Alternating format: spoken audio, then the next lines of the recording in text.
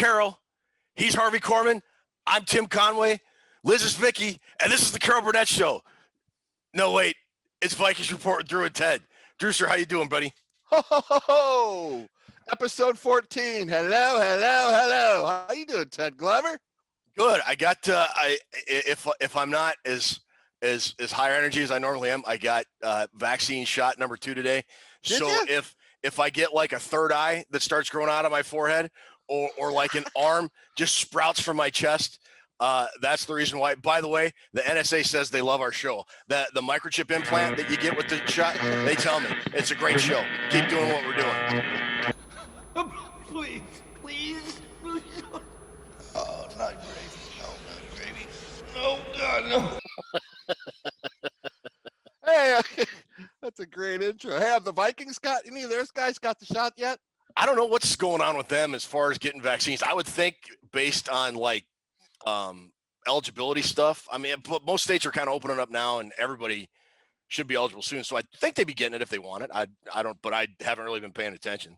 Well, let's face it, Ted. If there's any team in the NFL that needs a shot in the arm,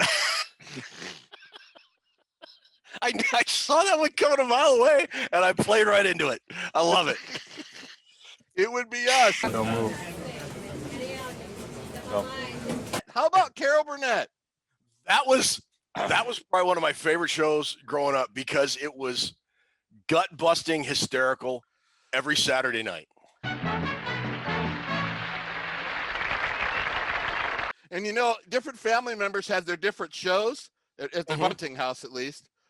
But everybody gathered for that one. Everybody got together as a family and watched Carol Burnett. It was so funny, dude. Yeah, same in my house. It was hysterical. I mean, this is the third week in a row that we set a record for episodes. Is it really? All in the Family set the record at 207. And then we passed it up last week with One Day at a Time at 209. Guess where Carol Burnett comes in? 213. 279 episodes. Oh, so that was like blown out of the water kind of record. Mau, big blowout. In 1977, Carol knew the show was coming to an end. Carol Burnett's a very proud person, very independent. And Carol, instead of the network canceling her show, she canceled it herself because she wanted to be in charge of canceling it herself. Are you ready for this? Guess what day the official cancellation of the Carol Burnett show came? April 1st, April Fool's Day. March 29th, 1978. No way. That, for those of you that, since this is going to air on Saturday morning, that is the day we are recording on March 29th. Like in 2021, 1978, obviously. But yeah. How about that? That's pretty cool. I did not know that. We didn't even plan that, and it came out. Did not. This show is being led by weird forces, Ted.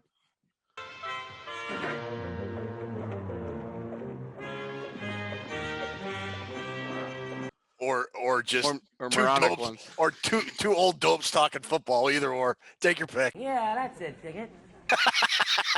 But yeah, it was canceled on this date in 1978. Great Wow. show. I was a big fan of the Carol Burnett show, all those skits. Sketch comedy has just become a lost art, and it's always been one of my favorite shows. Flip Wilson was another great sketch comedy show back in the day. And I always loved watching Tim Conway and Harvey Korman try to get each other to laugh every week. Okay, Novocaine. Here we are, Novocaine. Take a firm hold of the hypodermic needle. Right.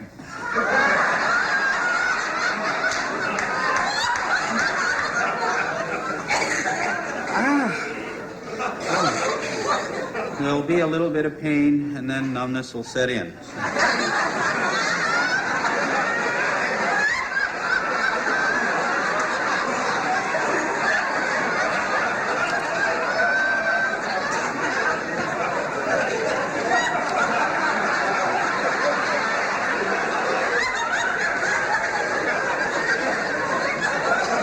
Yeah, what a great show. That was a great show. Yeah, it was an awesome show. Loved it. Good call by you leading us in.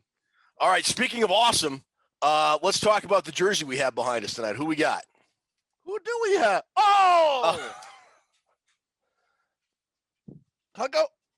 Oh, yeah, the rope of the calf. Since we're doing defensive ends tonight, we thought we'd put up one of the greatest defensive ends in Vikings history, the great Jared Allen. Jared Allen, Culinary Academy. Ted, what are your thoughts on Jared Allen? I remember when the Vikings made the trade for him on draft day in 2008. They gave up. I'd have to go back. They gave up quite a bit, and I don't know if you remember. He had a couple DUI incidents and alcohol-related incidents, and he was like, I think, one more incident away from a fairly lengthy suspension from the NFL. And people kind of raised their eyebrows, said, "Boy, this is a pretty risky trade." And it turned out to be one of the best trades in Vikings history. I absolutely loved Jared Allen for his from the time he came to Minnesota till the time he left. He was just a phenomenal player that just reminded me of one of those old throwback guys that just love to play football and get after the quarterback. And some of those moves, the athleticism of that guy and the power over the edge. And talk about the bend. You know, D linemen get that bend that we'll talk about later in my draft thing. A couple of guys got it, not like Jared Allen, but the way he could bend under a tackle and then still maintain his speed and his power was, man, it was incredible to watch. He was, besides what, Carl Eller and Chris Dolman, you got to put him barely behind them, right? I think so. Either you can make a case for maybe Jim Marshall just out of longevity, but for production and guy that you absolutely had to keep track of on every single play, it was Jared Allen. Man, watching, he just brought the energy up when he played on the whole team and the stadium. That game they played against the team from Wisconsin, he was destroying Aaron Rodgers. That the Favre game, Favre's first game against the Packers in Minnesota. Yeah, didn't Allen have like 3 sacks or something? He did. He got that one down by the goal line when they fumbled or something. Yep. They couldn't block the guy. And going back to that trade for a minute, I don't know about you, but I would have dropped a first round draft pick just for Jared Allen's mullet, because that was probably the most majestic mullet in recent NFL history. I don't care who you are. That's a Hall of Fame mullet is what that is. Yeah, Hall of Fame. You could bronze it. You could those mullet Hall of Fame. But Tootses. Who had a better mullet, me or Jared Allen? I was going to say, we're going to have to show a picture of your mullet. We got to do a side-by-side comparison. Yes. Yeah. Put a poll up. Put a poll up on the page. Yes, exactly. Jared Allen. Man, glad to have that jersey up there today. Guy is awesome. How many sacks did he end up with? Does anybody have the stats in front of him? I do not know off the top of my head. I'll give you a hint. It was 136. I just looked it up while you were saying hello to everybody. That is 136 more sacks than I got in my NFL career, by the way. What position would you have played, Ted Glover, if you made the NFL roster? Team manager is what I would have been. Really? Yeah, I was a quarterback in high school, and I was an absolutely terrible one. But I saw some footage on you on ESPN. Really? Well, was it bloopers and practical jokes? Man, your footwork has a lot to be desired, bro.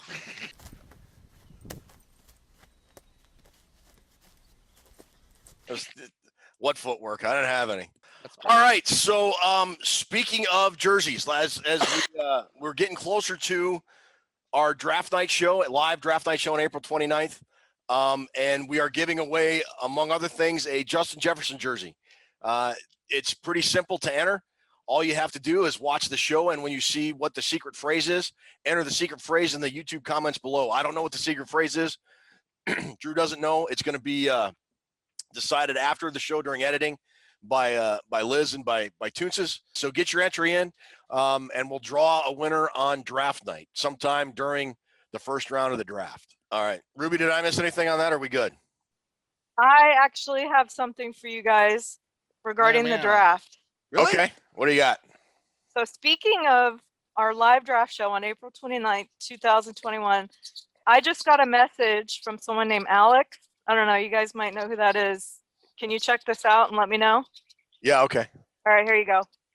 Hey, what's up? It's Alexander Madison, running back for the Minnesota Vikings. I got a special message for everyone. Drew and Ted are hosting an NFL draft party via Zoom called the Vikings Report on 4/29/21. That's April 29th. And they will be having great prizes, great draft analysis, and Drew and Ted are hilarious and will keep everyone laughing and entertained the entire time. So you guys make sure you tap in and tune in on 4/29. That's April 29th. It's called The Vikings Report with Drew and Ted. They're amazing. You guys will not be disappointed. And last, but certainly not least, SKOL Vikings. Alexander Madison. Yeah, baby. Woo! Alexander Madison. That's cool. That's way cool. Alexander Madison. Matty boy. Thank you, Alexander Madison. That's very nice of you. Hope you could join us. He's going to be there. He's going to be there. I think you'll be ineligible for the jersey giveaway. We'll see. I don't know. You know what? If Madison wants it, we'll get him another one. He could probably just call get one. Yeah, he could just probably call up Justin Jefferson. Hey, give me a jersey, man. Dude, Alexander Madison. That's pretty cool. That is very cool. Thank you, dude. Thanks awesome. very much. That was awesome. Yeah, appreciate that. Thank you so much. We're rolling. We You got know, you got to keep him ready this year. I have a feeling Madison's going to have a lot more playing time this year. I kind of hope he does. Not that I want to see less of Dalvin Cook, but I think they need to manage Dalvin Cook's carries and playing time a little bit better. I think they just used him way too much last year. That was great. Dude. That was awesome. Great. That was awesome. Yes. All right. So we ready to get this show on the road now that Not Alexander really, Madison no. is kind of, or are we I'm done? confused on what we're doing now. Well, it's really not confusing what the Minnesota Vikings did this past week. They were actually pretty busy in free agency. They actually made one trade and they signed 2 free agents. So we'll start off with the trade. They traded a 2021 6th rounder earlier in the week for former Arizona Cardinals center Mason Cole. Now, Drew, you know a little bit about Mason Cole because he went to Michigan and you probably saw him play a lot. What are your thoughts on the new and they're saying he's probably right as it stands right now before the draft and everything else, that he's probably the odds-on favorite to compete at left guard where he was mostly a center in Arizona. So what do you think? Is this a good trade, bad trade, indifferent? What are we on this? I think there is no downside because if he doesn't get the starting guard job, then he's got something that we always talk about on this show is quality depth. If we lose somebody, you're not bringing in Scrubby McScrubberson or Scully McFarty Pants, as you like to call him. Scully McFarty Pants. We're bringing in a good player who can. There won't be much of a drop off if he doesn't start. Mason Cole was a dominant player at Michigan.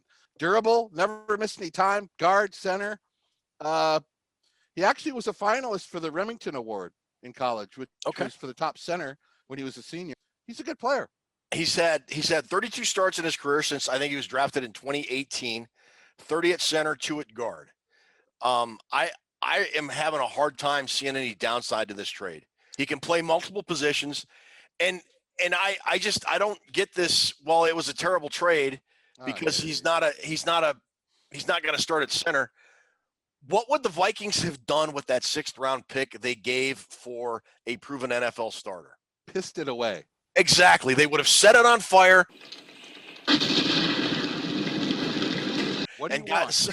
They would have gotten some kind of offensive line project that wouldn't have panned out. What do people want? You want a bowl of urine or do you want a player? Should be even with the tip of his pee-pee. Yours are all the way down to your balls. I mean, how can you sit there and say, oh, man, it's a 6th round pick that Spielman's going to waste. He's going to waste it. It's a good move. Much better having Mason Cole than the jar. Yeah, we were talking the Mason jar. I see what you did there. Depth. You and I have both railed about the depth the Vikings have had the last couple of years, and this is a great depth move. It just is. It is. It is a great depth move. All right, so we're both on board with this move then. They signed a couple free agents. They signed Dallas safety Xavier Woods, and our old friend who we were talking about when the Patrick Peterson news broke on our last episode. We were both in favor at the time. Yeah, full circle. Time is a flat circle. No, you gotta say it like McConaughey. Say it like McConaughey. I can't. I sound like Rain Man when I do imitation. I can do it. Do it. It doesn't help when you laugh over it, okay? I'm sorry, I can't help it. You ready? Go. Time is a flat circle. All right. So, You know what? Hey, I want the producer to know. That's why we run long every week. That's All why right. the show runs overboard. Every week we hear it. You guys went too long. Oh God, we do. Oh, sorry. This is what happens when you have two 50-somethings acting like they're perpetually 12. But that's okay. That's why we're here. It's Destruction Day. So Xavier Woods, safety from Dallas, and Mac Alexander coming back. What are your thoughts on both of those signings?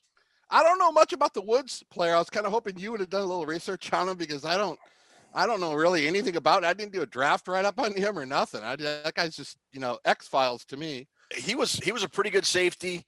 2017, 2018, 2019. He really dipped this last year, and he was kind of criticized for taking some plays off. But I mean, you watch that Dallas team late in the year. I mean, they all pretty much quit on Mike McCarthy. So and he had a really telling quote today. He said, when I was watching video, when I was watching game film before our game against the Vikings last year, I watched Harrison Smith as much as I watched the Vikings offense. And I said to myself, I want to play with him and I want to learn from that guy.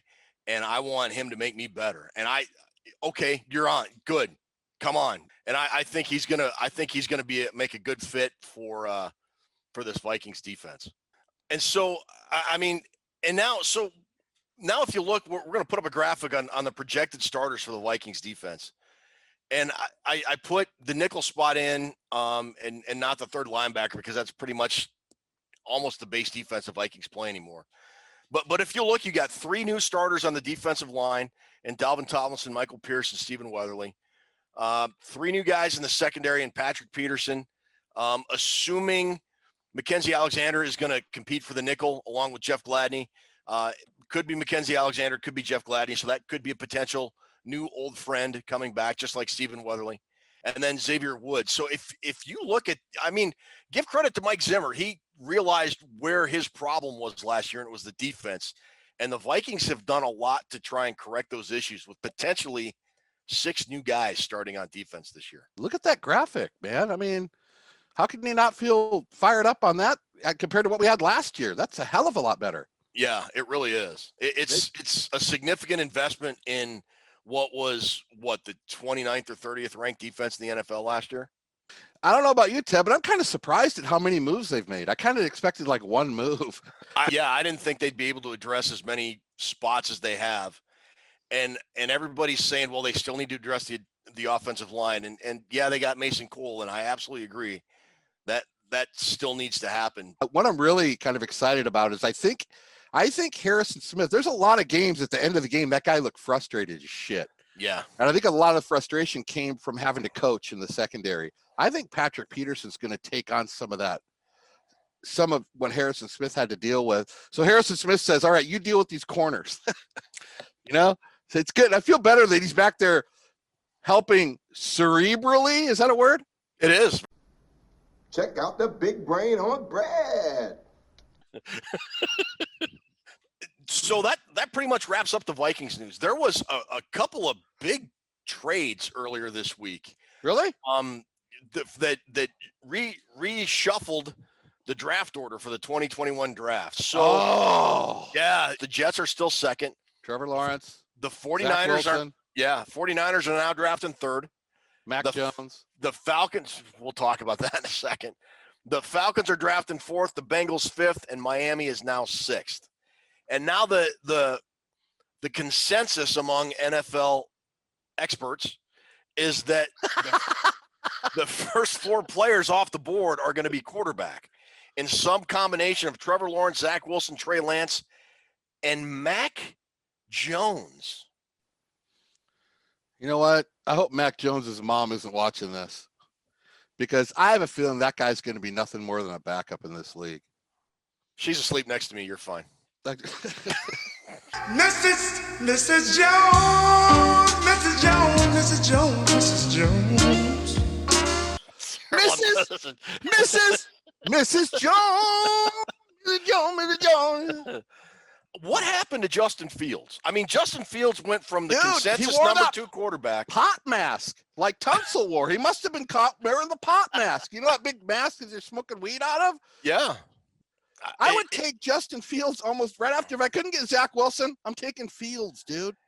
If you are sitting, and that's kind of the rumor you mentioned, is 49ers are really looking at Mac Jones with that 3rd pick. And I'm just going to say this. That's the buzz here, Ted. That's the buzz in the Bay Area. And it might be a big smoke screen just to get Trey Lance. I don't know. If you are drafting 3rd and you pick Mac Jones before Justin Fields, you should be fired before Atlanta even goes on the clock. So you're not a big Mac attack Jones guy either? Well, I hate him because he completely ripped apart Ohio State in the national championship game. Who got those catches in that? Who was that? Shut up. Just no, who was it? Some guy. No, shut up. Shut up. Okay, so let me ask you real quick. So because I didn't really think this would affect the talent available, but people are saying if the draft goes, the first 4 players picked are quarterbacks, that leaves more talent for the Vikings when they pick at 14. Do you see it that way? Sure. I mean, if there's more quarterbacks taken, it's going to positionally, that would make sense if there's more guys that are going to be there. I mean, I just don't know if some positions have been eliminated for the Vikings. I think the offensive linemen, they're going to have a really good choice of people. Yeah, it'll be interesting to see how it goes. I can't wait for draft night. I can't wait for our show because it's going to be a lot of fun. You're gonna want to tune in for that significant emotional event, as I'll like to call it.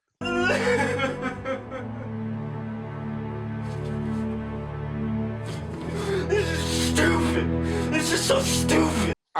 This is really playing out perfectly for our draft show, the party we're going to have on the 29th. My God! Okay, it's happening. Everybody stay calm. What's the procedure, everyone? What's the procedure? Stay calm! Wait. Okay, so that, I think, about wraps it up for the Vikings in the NFL. I want to talk about the defensive end position because everybody knows how important that is. And a lot of the reason the Vikings secondary got so torched last year, Ted, was because the defensive line didn't put any pressure on the quarterback. Pressure the quarterback, secondary plays better. That's how it's been for football for 100 years. If you don't pressure the quarterback, your secondary is going to get picked and worked. That's what she said. Sorry. You won't win. You won't win. You can't show me. You can't show me in the NFL a successful secondary that had no pass rush. They don't go together. Especially in this day and age with the NFL, with the rules geared towards more offense. You're absolutely right. And you're expected that your defensive ends get home, get the pressure on the quarterback and get home, like Griffin and Hunter did. Look at how much better the defense was when those guys were playing defensive end. Yes. And I got some numbers that might be a little eye-opening. The Vikings only had 23 sacks last year. God, there's only terrible. 4 teams that were worse. Cincinnati had 17, and we were right down there at the bottom with 23. The Lions had more sacks than us, Ted. The Lions. This is unacceptable! The Vikings had 23 sacks in 541 plays. That's just mind-boggling, especially from a Mike Zimmer defense. So that's why we opened that up to talk about the defensive ends, because it's going to be crucial. Now we're all thinking Hunter's going to come back. We're hoping so. And if you look at the roster, Put it up there. Let's look at it. Danielle Hunter's the big question mark, obviously, but I kind of think they'll get something done.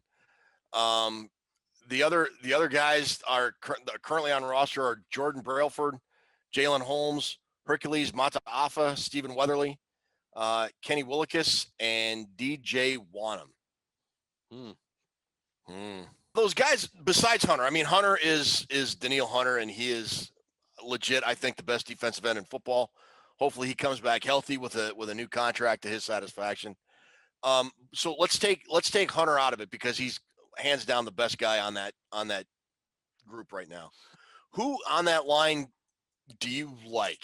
Are there guys that you like that you want to see them keep?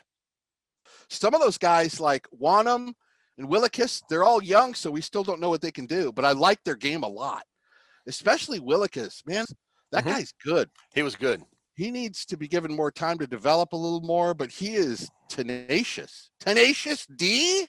So there's not a guy. I mean, I guess my whole point of this is there's not a guy that just jumps out at you and says he will be the absolute unquestioned starter opposite Danielle Hunter on opening day. Is there? Not yet. There isn't.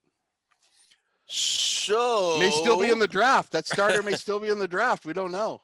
What about free agency? Is there anybody in free agency that you like? I don't have my list in front of me, and I have to claim, claim the 5th or something on this? Justin Houston is out there. Ryan Kerrigan's out there. Alex Okafor is out there.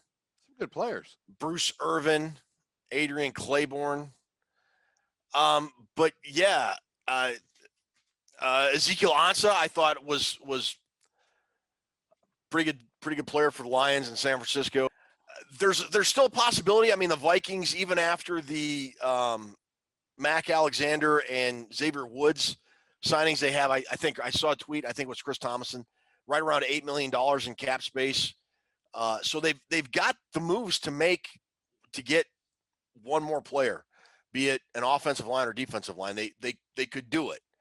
It still remains to be seen. And there's players out there that they could, but let's look at the draft though, because in the draft, there's a lot of guys that have been mocked a couple guys on your list that have been mocked to the Vikings in the first round. So yeah, let's get to that.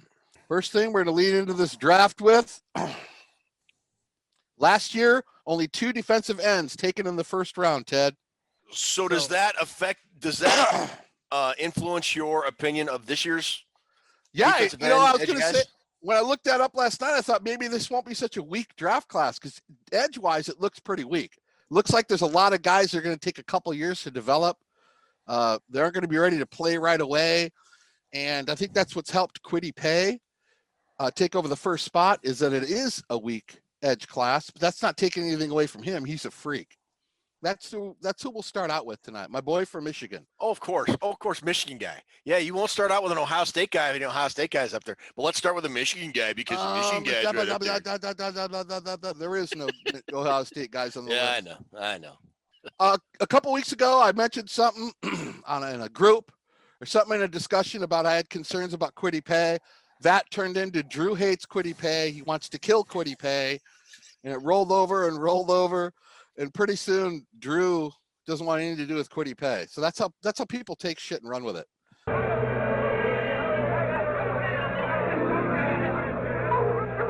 I love Kwity Paye. I think he's a great. I have some reserve or some questions about his game, but overall, he's a fantastic football player. And you're going to see by when we start rolling some of these highlights. If you look at the second clip, on this highlight, it tells what Kwity Paye is all about. It's a game against the Golden Gophers. First off, let me start by saying this. There's not a better run stopper in this draft than Kwity Paye. Really? Yeah, by far. Because that's what they teach. That's what Don Brown teaches at Michigan with all of his defensive linemen. Taco Charlton. They're all taught, stop the run first. This is your job, to identify and stop the ball carrier, stop the run pass option, stop the run. That's their job. He's a great run stopper, Kwity Paye. And if that's what you need on the edge, you're not worried about pressuring the quarterback all that much, then he is your first-round pick. So I know this is usually your segment, but can I say one quick thing about Kwity Paye? You can say something about Kwity Paye. Kwity Paye was an absolute wrecking ball against Minnesota in that game. I think he had 3 sacks. Mm-hmm. But there are games it just seems he completely disappears against better competition. That's why I joked about the Ohio State game. If you got that, I'm sorry. I didn't mean to step on No, that'll lead right into it. Okay. Inconsistency was one of the things that I wanted to mention, and I'm glad you brought it up because I don't want to kill Kwity Paye. I mean, he's a Wolverine. He's my boy, but I have to be objective. I don't fall for the homer thing, Ted. You're a football player. You're a football player. But that's a Drew problem. Sorry. Get this. That opening game when they destroyed the Golden Gophers, they put a 50 burger on him. Mm-hmm. He had the game of a lifetime, dude. He looked like Scott Studwell all day. He did. 5 tackles, 3 tackles for loss, 2 quarterback sacks. He was incredible in that game. The other 3 games he played in, because he didn't play in all 6, he only played in 4. The other 3 games he played in, collectively, 1 sack, no tackles for loss in all the rest of those games. And that was kind of my thing about Kwity Paye. When he's good, he's really good. Absolutely right. Inconsistency, though, you're taking a guy at number 14 overall, and he's a defensive end. You need more consistency, I think. So we got to quit talking about Paye and move on. Oh. Let's get into the number 2 guy in here, Azeez Ojulari. Okay. From Georgia. This guy, youngest guy out of everybody on the Drew board, redshirt sophomore, still has a lot of development. Another guy who's developing, but he's got so much talent. Pure pass rush specialist. This guy's badass. He's probably more likely going to be a stand-up outside linebacker in a 3-4, which means doesn't really fit into the Vikings scheme, but his splash plays and his quickness off the edge he's already ahead of the game on that. And I may be a little biased. I watched him play in that bowl game against Cincinnati, which wasn't the Mayo Bowl, but it was a bowl game. Yeah. Against a very, very good Cincinnati team. I believe they were undefeated at the time they played. Dude, 3 sacks, 2 forced fumbles, and a safety. That guy was all over that guy couldn't be stopped. And I love the production. That's one of the things we're going to be talking about today. A lot of these guys get up on my list because they produce. Production. And Azeez Ojulari is the master of production. 23 games, 15 sacks, 18.5 tackles for loss. When he plays, the numbers go up. He doesn't do the disappearing act where you don't hear from him for 3 or 4 games. He doesn't have that inconsistency. So last year in 10 games, 8.5 sacks, 4 forced fumbles. The guy's everywhere. The guy, very impressive on tape. I wouldn't mind that guy rushing the passer from the right defensive end for the Minnesota Vikings. As you see on this thing, his closing speed is crazy. When he gets by the tackle, it's less than a second, and he's up the quarterback's gate-show. Amazing pass rusher, not so good against the run. Gonna need a lot of work against the run. But I think that's because he's so intent on getting upfield and getting around the corner that he gets burned on the run a lot. Happens to a lot of guys. Okay. Jalen Phillips, very interesting character. He was the biggest defensive end prospect coming out in 2017. Everybody in the nation wanted him. He got offers from everybody. Michigan, Ohio State, Alabama. Decided to stay home and play for UCLA. Then he had knee problems. He had a couple of concussions, broke his wrist, fell off a scooter. Guy's life was just in turmoil. He retired. He retired. He fell off a scooter and he said, "That's it. My knee injury. I've had a couple of concussions. Now I took a dump on this scooter. I'm giving it up." And he retired from football. No, 2 years at UCLA, he retired. Okay. He played sporadically because he was hurt all the time. The injuries just drove him out. Then he had this renewed blah. Something happened. He said, "I can still do this, and I can still do this pretty good." So he went to the U, back to the U. Rest in peace, Schnell. He went back to the U, and last year he got 15.5 tackles for loss, 8 sacks, interception. And get this. This is the number that really stood out to me when I was researching him. He had 36 quarterback pressures in his last 7 games. That's a lot. Really? That's a lot. And like we mentioned, pressure is almost as good as a sack. Pressure. If you know he's got the stick in the chest, grab the wrist, throw down. Stick, throw down. Stick, throw down. Stick, throw down. He uses this move almost. You can't stop him. Is that what they call the scooter move? Because the guy was moving to get to the quarterback that fast. And I think if he could put the injury history behind him, he's going to be a very good player. Fits perfectly in the Vikings scheme. Let's talk Gregory Russo, because if you look at mock drafts and there are 2 guys that the Vikings go edge in these mock drafts, it's always Paye and Russo. The 2 names I hear the most are Kwity Paye and Greg Russo. Now we talked about Paye, so tell me about Russo. Paye's better than Russo all day long. All day long. I don't want to hear any equal about it. I mean, I may have some drawbacks about Paye. I might have some flaws in his game that I might have pointed out, but Russo, dude, the only time I see that guy getting to the quarterback is on a broken play, or if he's stunting in the A gap from the defensive end, he's on a stunt up the middle. Mm-hmm. He had big sack numbers, Ted, but if you break down and look at game by game sacks, go back and look at that. Look at the game logs. He had 7 sacks against 2 teams. He's a guy that needs to be out in space. Now, chasing people down, chasing down running backs from the backside, chasing quarterbacks when they're loose and scrambling, Mahomes running down the field, Russo's probably the top guy for that. very super athletic, very quick, very fast in open space. But when he gets locked onto a tackle as a standard defensive end, standard edge rusher, he doesn't beat the guy enough. He doesn't. Oh, got to move forward. All right. Okay. Couple more guys. Couple guys I'm going to throw out there. I have a really good Viking guy. I like Ronnie Perkins from Oklahoma. He's 7 on my list. He's about 12 on everybody else's. I got him a little higher up. 6'3", 247. The guy is never off his feet. I watched all of his tape. He only got knocked down one time. I like that. When a guy never gets knocked off his feet, that's a guy that's going to make it in the league. But he changed direction and closing speed. I really, really like Ronnie Perkins. Who else? Next is a guy the Vikings have to draft, Ted. I think they could get him in like the 5th round. His name is Cameron Sample. He plays for Tulane, 6'3", 274, number 12 on my list. 4-year starter, 41 games, lots of experience, 20 tackles for loss, 10 sacks. I think he was fit in for the Vikings need. 4'3" down lineman. He's firmly entrenched as a good value pick in the mid rounds. If the Vikings don't take him, if you disagree with me, then you're wrong. Still needs a lot of work, a lot of coaching, but this guy might be the next Daniil Hunter, dare I say. Really? Power, that kind leverage. of potential? When you see guys pancake guys from the defense to the offense, just runs them over. The guy knows some guys know how to use their body as leverage really well. And Cameron Sample is a good example of that. And the last guy on my list is big Jason Owe. I won't put him in there just so I could say Owe and go Owe. So, from Penn State, 6'5", 257, really, really raw. Only played 20 games, but really jumps out on the tape. And I think it's somebody else that's going to have a good career in the NFL. May not be a starter right away, more a rotational guy, but Jason Owe. Well, you mentioned mid-round guys, and looking real quick at the draft history, the Vikings since 2007 have drafted 11 defensive ends, none higher than the 3rd round. Daniil Hunter was a 3rd-round guy. The other 3rd-round guy was Scott Crichton, who was a tremendous bust. But they drafted 4 of their 11 defensive ends in the 4th round. Brian Robeson, who was pretty good. Everson Griffin, who was pretty good.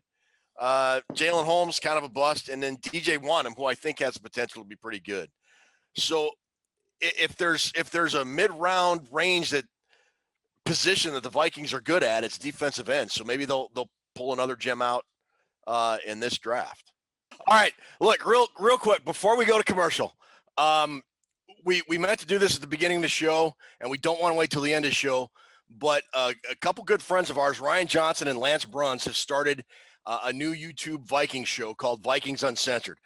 They just had their first episode about a week ago. By the time you see this, they'll have episode 2 under their belt.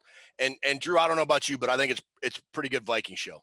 Really good Viking show. I've been waiting for them to show back up and get their new show started. I know it's been in the works for a while.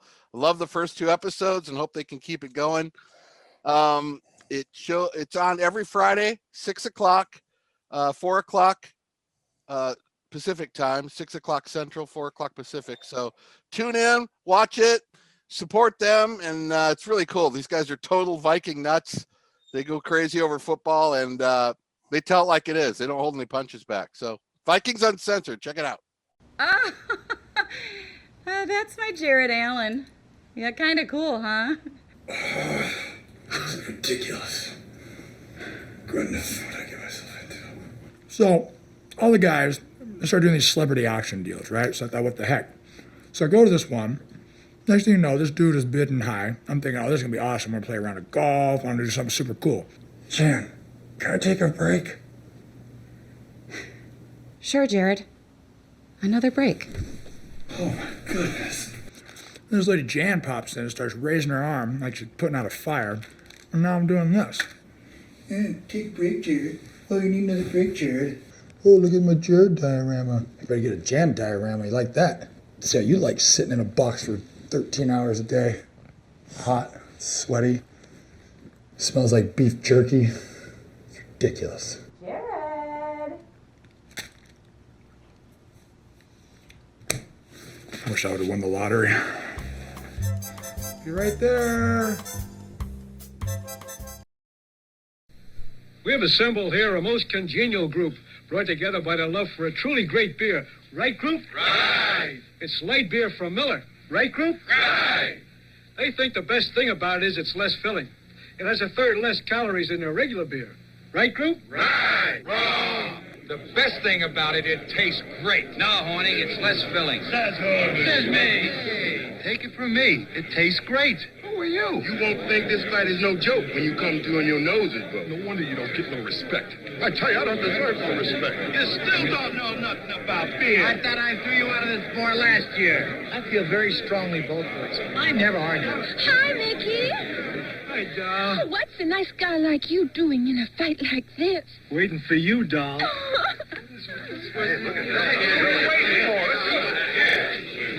I still don't know why they wanted me to do this commercial. Light beer from Miller. Everything you always wanted in a beer and less. Man, you know, I forgot how good those Miller Lite commercials were from back in the day, dude. Remember those? Yeah. Remember That's kind of those? what made John Madden famous. Boom.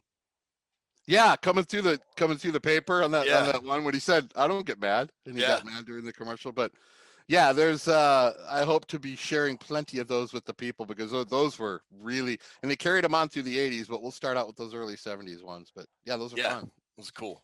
All right, so now I guess it's time for us to do trivia one more time. That's the horn that leads us in, Ted. The horn of trivia. The horn of cornucopia. What?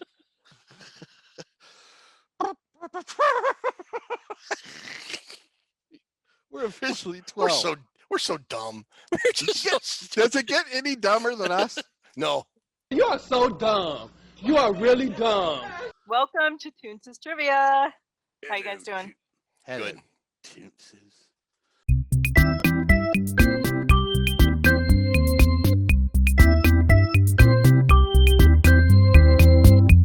We are doing Drew and Ted against the viewers once again. We have questions from Ed Zeidler, Mary Fisk, and Reggie Adams. Have we ever beat the people that call it? I mean, I don't think we've ever won, have we? We've won a couple, but it's not us against the world is not our strongest suit, dude. You guys suck. All right, first question.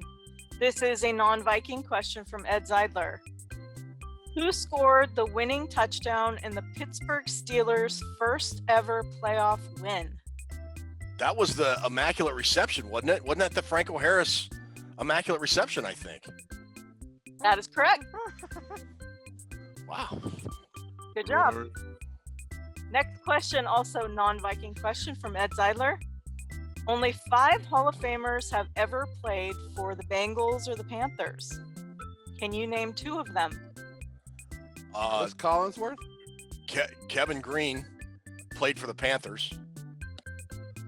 Isaac Curtis. No. Ken Riley. Kevin Riley is in the Green. Hall of Fame? Sam Mills. Sam Mills. Yeah, Sam Mills, I think, is the second one. No.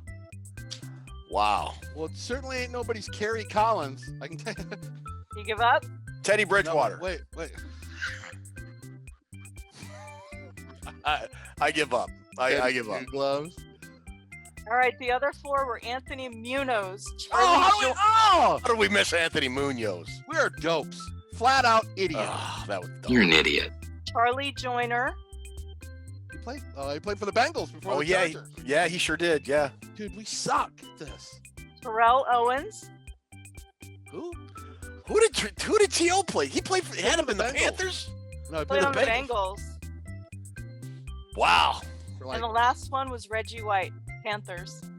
Oh, that's right. He played for the Panthers for like a cup of coffee or 1 year. We didn't think through the players but there's no excuse on missing Munoz, dude. That guy's the greatest lineman that ever played. One of, yeah, sure is.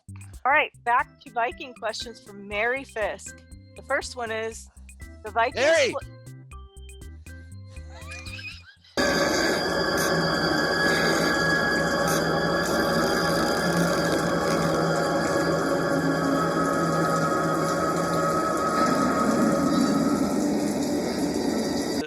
Okay. The Viking...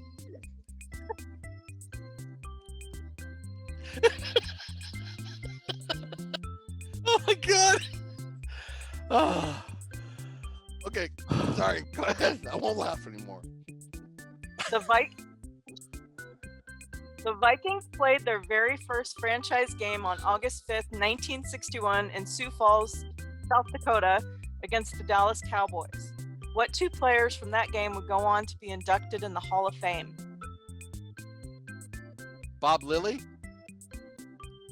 And That it is would have correct. been Fran Tarkington. Correct. Ooh, yeah. Made up for the Munoz miscue right there. Yeah. Another one from Mary. Who did the Vikings trade Carl Eller to Seattle for in 1979? I think that was Sam McCullum, the wide receiver. That is incorrect. I'm filing a grievance because I think that is correct.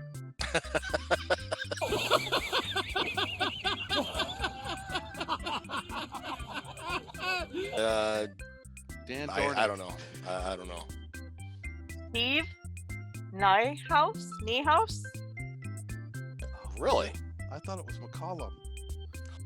Next one from Mary is, who had the highest body mass index in Vikings history at 43.5? Oh, Jerry Ball. I was gonna say Jerry Ball. Yes, that is correct. Yes. Thank you, Mary. Those are really good questions. Those are good questions. You know what? Every week, Mary has good questions. We get great questions from the viewers. I really appreciate it. Puts a lot of thought into them. I appreciate that effort, Mary. The Vikings required the miracle at the Met in 1980 because what kicker missed 3 out of 4 extra points? Go ahead, Ted. I believe that would have been Rick Danmeyer, wasn't it? That's correct. That is correct. Good Damn, job. We are machines of knowledge.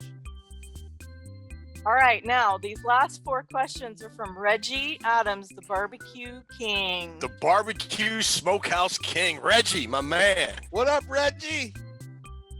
All right. Could be something I don't know, some side of ass or something. First question. There's 4 questions. The first question is, I am a delicious 1x1 invite. What am I? Lindsay Lohan's dating profile thing. Hi, my name is Lindsay, and I'm searching for love. A cube steak. I'm gonna say burnt end. Ted, that is correct. Oh my God! No! Here it comes. Way. No way! How the hell do you know that, brother? If Reggie's the Barbecue Smokehouse King, I'm the Barbecue Smokehouse Court Jester. Let's hear it. Let's hear another one.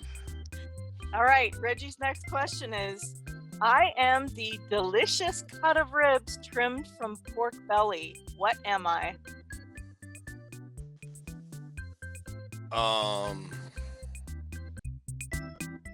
That would be the spare rib, I believe, isn't it?